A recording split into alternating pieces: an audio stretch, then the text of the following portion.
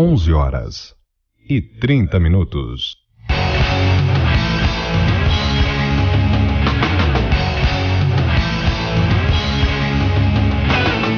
Programa Fora da Curva, jornalismo, crítica e diversidade.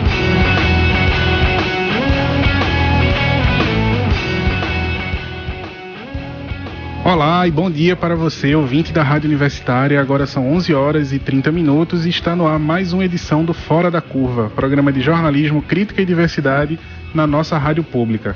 Aqui a gente fala o que a maioria cala. Meu nome é Bruno Nogueira e eu sou professor nos cursos de comunicação na Universidade Federal de Pernambuco.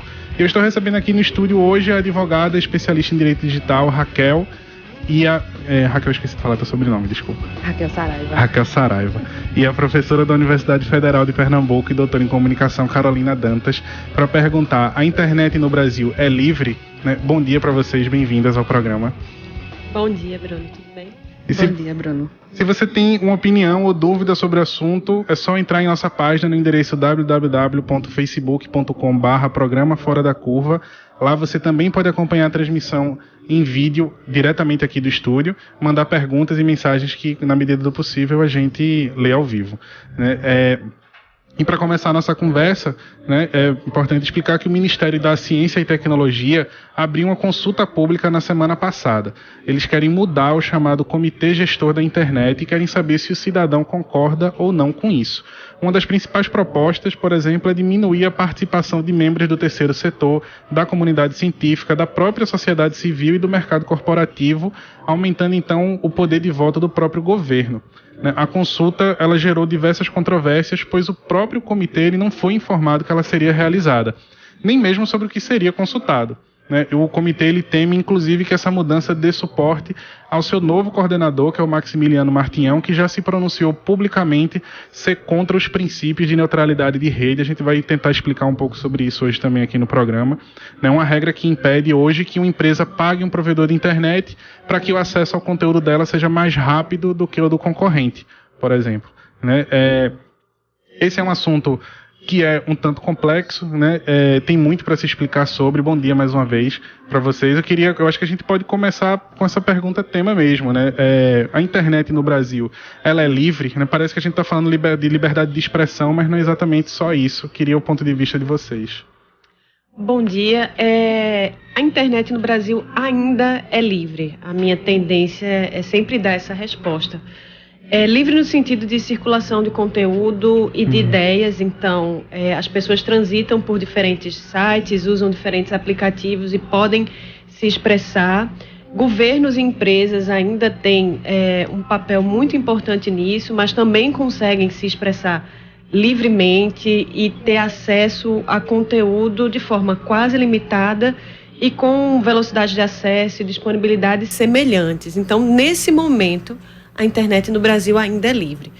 Porém, não só no Brasil, mas no mundo inteiro, principalmente a partir de 2004, com a chegada do Google, na verdade, no mercado de capital aberto. Então, quando o Google passa a vender suas ações na Bolsa de Nova York, e com o lançamento do Facebook, as duas coisas acontecem por volta de 2004, a gente começa paulatinamente a oferecer dados a empresas que controlam a rede, e isso é uma coisa bem interessante. Então, de 2004 para cá, e principalmente nos últimos 5 anos, né, com esses dois grandes titãs de internet, esses titãs corporativos, que são o Facebook de um lado e o Google do outro, a gente está o tempo todo fornecendo nossos dados. Então, os termos de uso desses sites, dessas plataformas, na realidade, eles te pedem uma concessão quase que total de direitos de privacidade. Então, eles têm acesso às suas conversas privadas, a termos que você usa,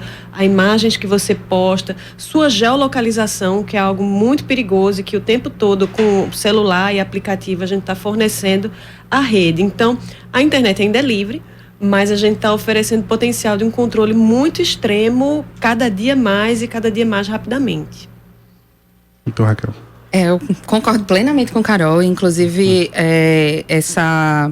esses dados que a gente fornece a essas empresas, a gente está, na verdade, pagando pelo serviço, né? É aquela coisa de que não existe almoço gratuito. A gente acessa essas plataformas de forma gratuita. Ninguém paga para acessar Facebook ou Google, qualquer que seja a ferramenta do Google que você esteja usando no momento. Mas a gente paga o acesso com os nossos dados, né? E isso traz também a perspectiva do vigilantismo constante. Porque esse monitoramento está acontecendo o tempo todo. A gente viu pelas revelações do Edward Snowden em 2013 que a NSA está monitorando todo mundo. Ninguém escapa. Muito menos... se presidentes da República não escaparam, primeiros ministros não escaparam, nós, meros mortais, é que não escapamos mesmo. Assim. Concordo com o Carol que a internet ainda é livre, mas existem diversas ameaças por aí chegando que podem cercear um pouquinho dessa liberdade. Certo. E intermediando todo esse processo tem esse comitê gestor, né? Tem essas outras coisas que a gente já falou aqui, o marco civil da internet, a neutralidade de rede. De que forma o nosso ouvinte ele pode começar a desembaraçar esses nomes, né? O que é importante saber nesse momento, né? O que são essas coisas? Deixa eu só me antecipar, antes que Raquel explique a parte legal mais especificamente.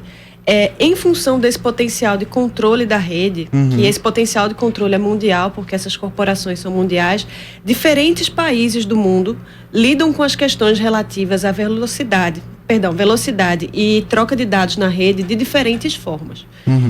Essas formas vão desde paradigmas muito abertos, como nos países nórdicos, então, que o uso da internet é quase irrestrito e os governos têm um controle muito pequenininho sobre aquilo que está transitando na rede, de modo a controlar as empresas para que elas não comercializem os dados do usuário de forma tão intensa e que não haja ações criminosas na rede, até formas muito estritas, como o que acontece na China, que o governo ele vai quase na intimidade do que o sujeito está dizendo e a maioria das pessoas não chega nem a ter acesso à rede e há uma infinidade de sites e dados que são bloqueados. O Marco Civil da internet é uma forma que o Brasil, enquanto nação, e o governo brasileiro encontram para lidar com as formas relativas aos usos e comercialização da internet no nosso país. Exato. Bom, então eu vou começar a falar um pouquinho do CGI, dos problemas envolvendo o CGI. Vamos lá.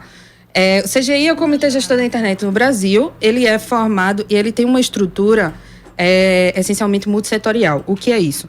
Todos os atores que são envolvidos no debate sobre governança da internet, eles têm assento no CGI.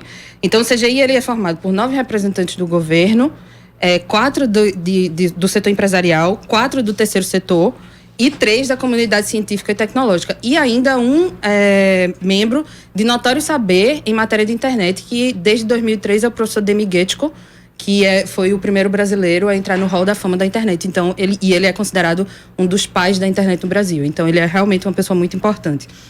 Aí, o que acontece? Todo o debate que tem lugar no CGI, ele é feito de forma multissetorial. Todo mundo, todos esses setores, eles têm igual voz. Eles podem tratar dos assuntos da mesma forma. Então, empresas e sociedade civil têm a mesma voz, o mesmo poder de voto.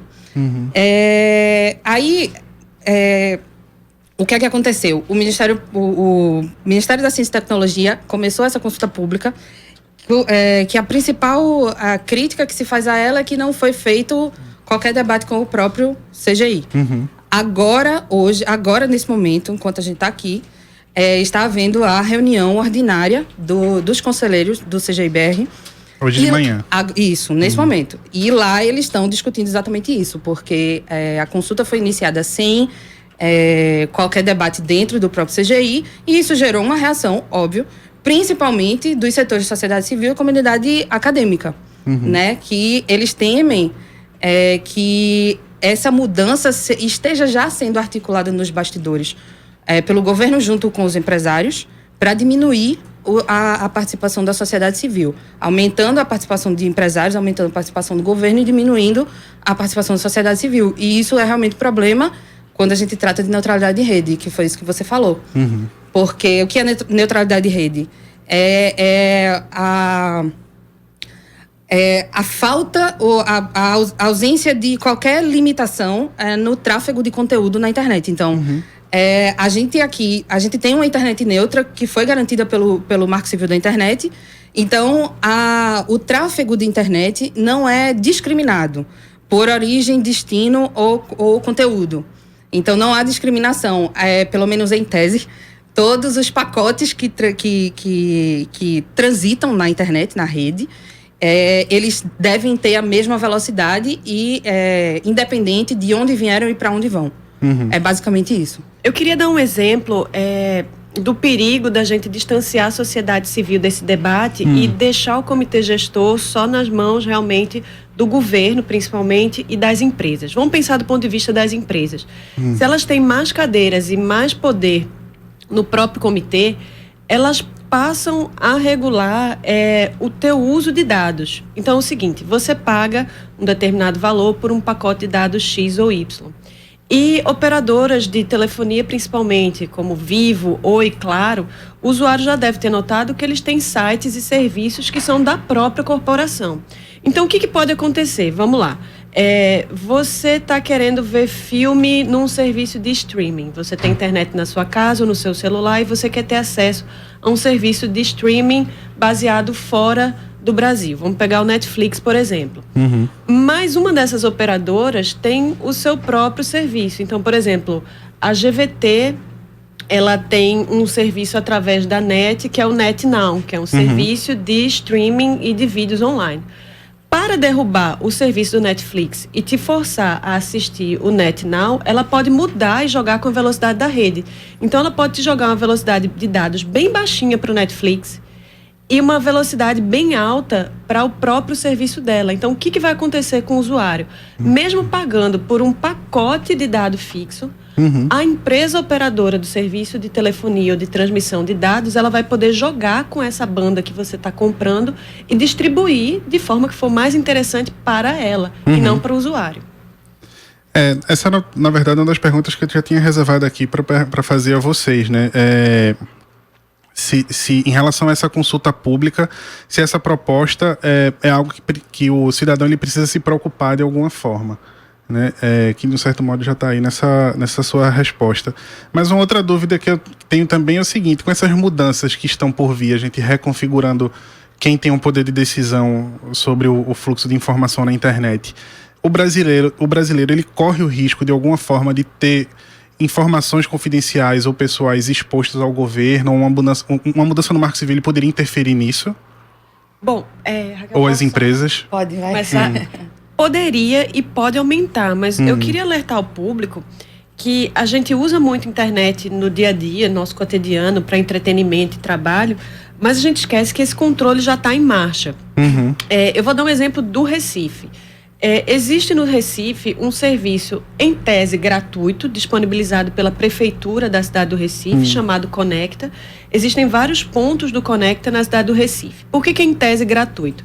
É em tese porque você paga. A internet da Prefeitura sobra a banda e a própria Prefeitura disponibiliza alguns pontos através do Conecta para que o cidadão e turistas possam utilizar. Na prática, a gente paga isso através dos nossos impostos municipais. A Raquel falou a questão da gente oferecer dados e isso ser uma forma de pagamento. No Conecta, numa versão anterior, agora nesse momento não, mas numa versão anterior, para você se conectar, você tinha que colocar o CPF. E havia uma conversa na prefeitura de utilizar os pontos de conexão e o usuário dando entrada nesse CPF para ver quem estava com o IPTU atrasado.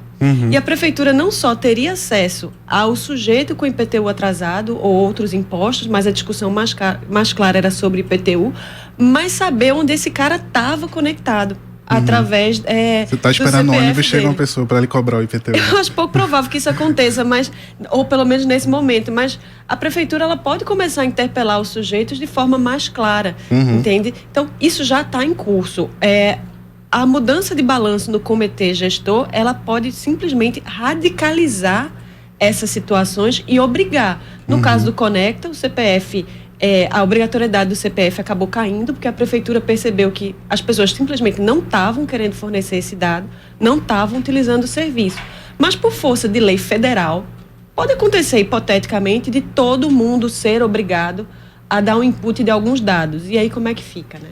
Inclusive isso já foi objeto de projeto de lei. Eu não sei como é que anda assim atualmente, mas existe um projeto de lei, algum deputado já propôs isso da gente se identificar quando acessar a internet. Então, essa forma de identificação já é uma grande restrição assim, ao acesso. Porque hoje em dia a gente não precisa você simplesmente se conecta.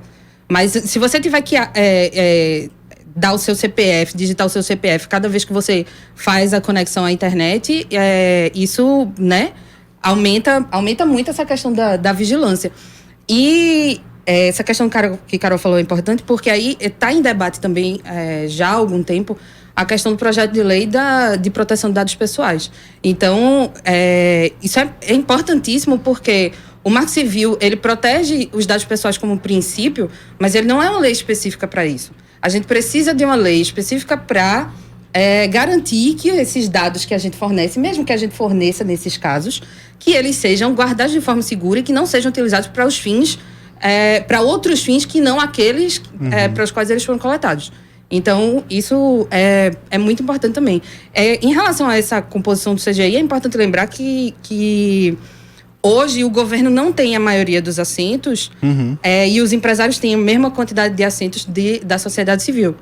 Então, se isso mudar, governo e empresários somados terão a maioria dentro do comitê. E aí vai ficar bem fácil de quebrar todas essas garantias que a gente tem hoje, né? E aumentar custo para o usuário. Também. Uma vez que as empresas têm um controle maior e, principalmente no Brasil, que você tem poucas empresas que fornecem serviços de telefonia e internet, você tem pouco mais de meia dúzia de empresas no Brasil inteiro que fazem isso, e fazendo lobby ou através de transações um pouco menos explícitas do que lobby, elas podem sim aumentar coletivamente os custos de acesso à rede, então fica mais caro para o usuário. E o governo, no momento em que já está se aumentando ou discutindo o aumento de tributação sobre vários produtos e serviços, ele pode garfar a internet e serviços de internet fortemente, aumentando tributação de serviços de web que hoje não são tributados. Então, um dos motivos da web ser minimamente democrática é que ela acaba tendo um baixo custo para o usuário, né, em diferentes situações. A partir do momento que a gente começar a aumentar o controle das empresas e do governo sobre isso, ambos os agentes podem aumentar tanto o custo de um lado quanto a tributação de outro. Então não é só uma questão de privacidade na rede, mas o que a gente está discutindo é o próprio acesso à internet, assim, a possibilidade das pessoas poderem pagar aquilo que elas gostam ou precisam acessar. O Brasil já é um dos países que a internet custa mais caro no mundo, né? Sim. O acesso à internet. A gente tem uma banda larga caríssima e as velocidades não são altas. Então, não tem essa compensação. Se a gente pagasse caro por uma velocidade boa, mas não é. O Brasil é um dos países em que o tráfego de internet é mais lento e o custo é mais alto. Então, a gente já tem essa discrepância muito grande, né? A gente está com uma pergunta de um ouvinte aqui, André Lucas Fernandes.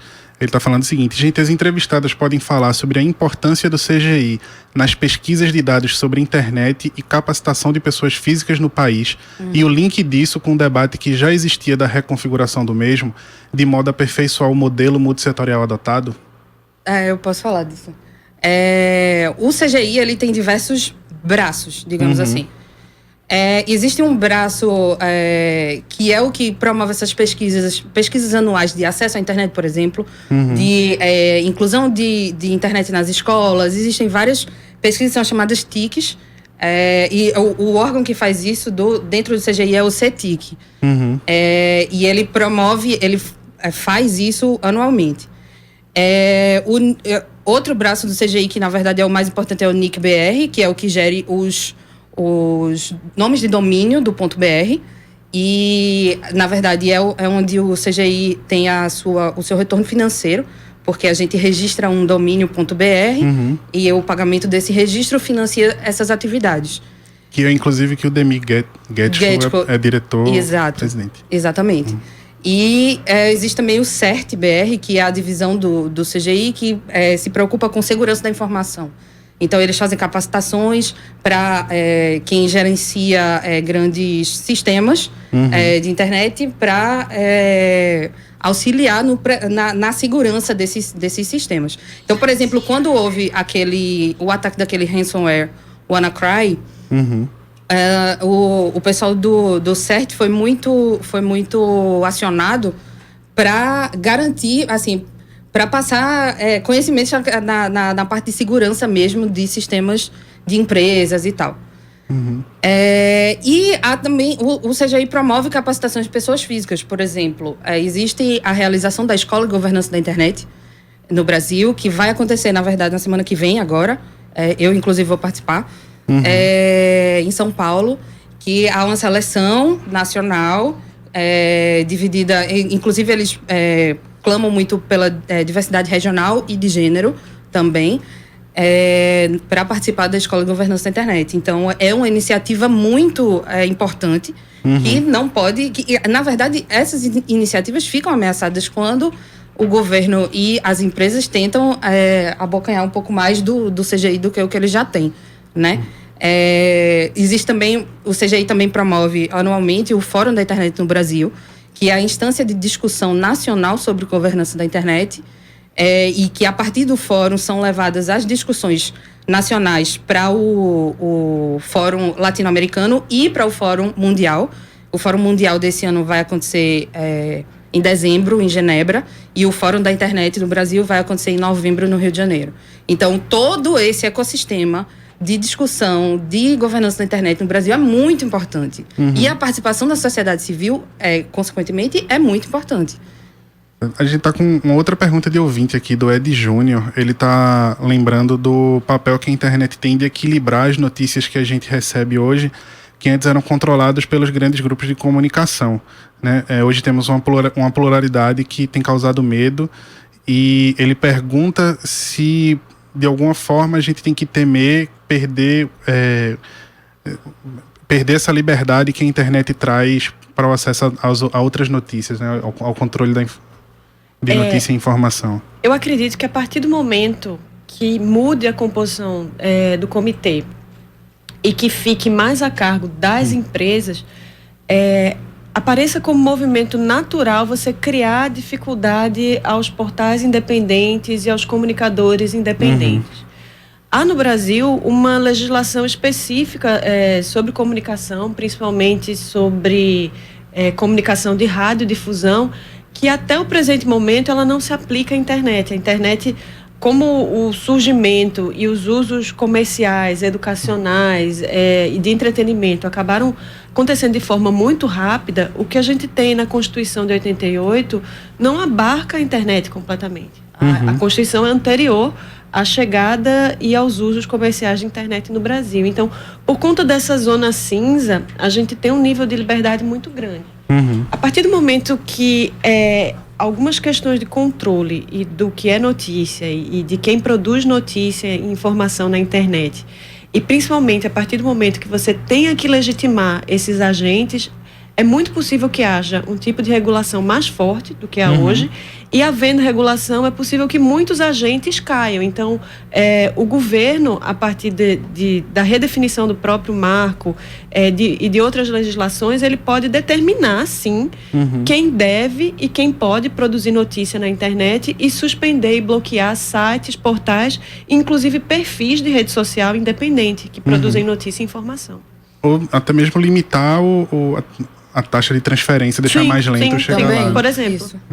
A gente tem falado aqui desses exemplos de entretenimento, a gente falou aqui do Netflix, falou de notícia agora, mas a gente está às vésperas de uma mudança grande no modelo de financiamento privado das campanhas políticas no Brasil, né? E aí uma dúvida que surge, eu acho, é se uma mudança dessa que a gente está perto de vivenciar na nossa internet, vocês acham que ela pode ter um impacto nas eleições, né? Se a gente perder a neutralidade de rede, a gente pode ter, por exemplo, um partido político que garanta que o acesso à sua informação na internet seja mais rápido do que a do partido concorrente, né? Pagar para ter uma visibilidade mais eficiente. Isso é um risco que a gente corre com essas mudanças que a gente tá... Sempre é, né? Esse conjunto aí de mudanças, né? A campanha política e o CGI. Sempre é. A quebra de neutralidade abre as portas para qualquer acordo comercial entre empresas ou entre entidades, o que quer que seja. No caso, seria um partido político que queira pagar mais para sua informação chegar mais rápido do que a informação do concorrente. Então, isso é perfeitamente possível. É um mero instrumento contratual. Eu só faço um acréscimo que isso estaria vinculado à própria legislação eleitoral, na verdade, e como a legislação eleitoral vai regular essa distribuição de dados e, eventualmente, até de banda. No momento, na eleição passada, o que a gente teve foi uma regulação da propaganda paga na internet. Então, partidos de todos os portes foram proibidos, até onde eu me lembro, de comprar anúncio. Então, você comprar visibilidade no Facebook, comprar imagem patrocinada no Instagram, isso foi proibido. Mas os agentes individuais, então as pessoas físicas, assessorias de imprensa dos candidatos e os próprios candidatos, eles podiam sim distribuir informação. Se você regular isso de outra forma e começar a mexer na distribuição de banda, o que pode acontecer? Um candidato menos interessante ou um comunicador ou até mesmo um sujeito que esteja incomodando no tipo de informação que ele transmite, ele pode ser tornado invisível na rede. Então você diminui tanto o alcance das publicações desse sujeito quanto a velocidade de acesso dele. Então ele vai atingir menos gente e vai levar mais tempo para fazer isso. Então, grandes partidos e as grandes empresas associadas a esses partidos só ganham com o controle maior da internet. E eu estava pensando também especificamente nessa abertura maior que vai ter para o próprio financiamento privado, né? De repente, o conteúdo político não precisa vir do partido, não precisa vir do candidato, mas se uma empresa está junto a uma candidatura, ela pode tentar influenciar isso mais abertamente. Na verdade, a gente sabe que o conteúdo não precisa nem ser político em última instância, né? O tipo de informação positiva ou negativa que você fala de um candidato e das suas ações já dizem muito para os usuários da rede e já denotam um controle muito grande. Então, vamos supor que eu seja uma operadora de telefonia X ou Y e esteja financiando um determinado candidato visando algum benefício político com a sua eleição, eu posso controlar fortemente o fluxo informacional sobre esse candidato e praticamente anular todos os outros candidatos ao redor dele. Isso é uma escolha que vai ser praticamente das empresas. Exatamente.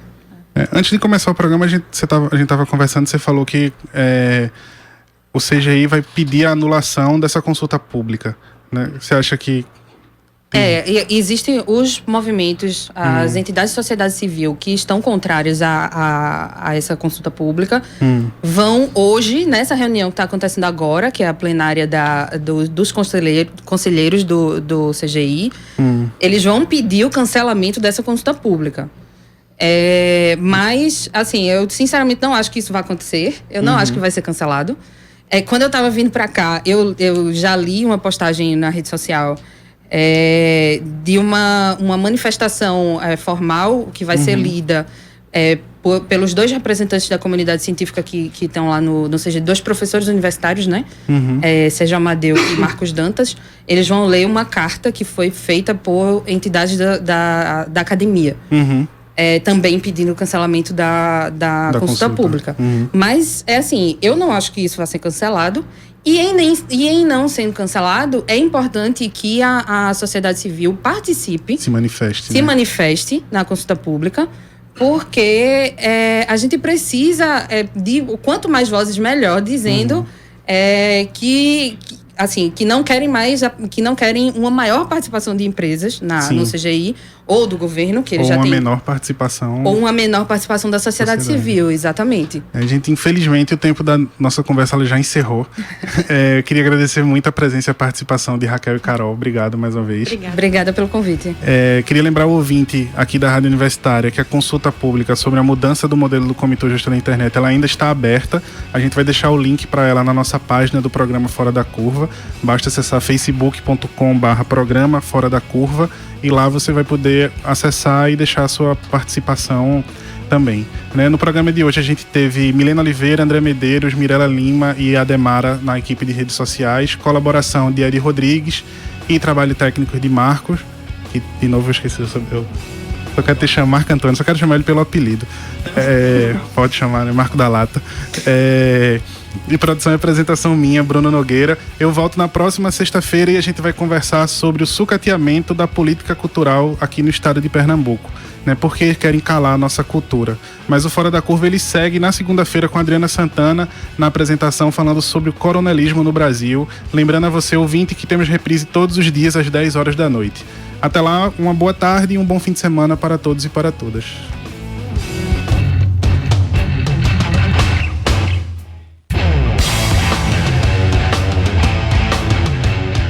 O programa Fora da Curva é uma realização do Departamento de Comunicação Social com o apoio do Departamento de Sociologia, do Núcleo de Design e Comunicação do Centro Acadêmico do Agreste e do Núcleo de Rádio e TV Universitária.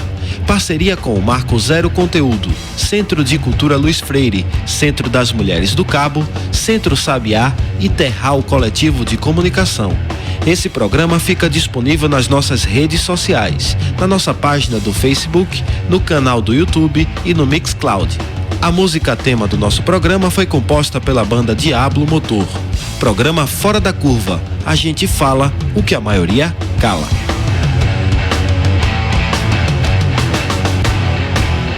12 horas.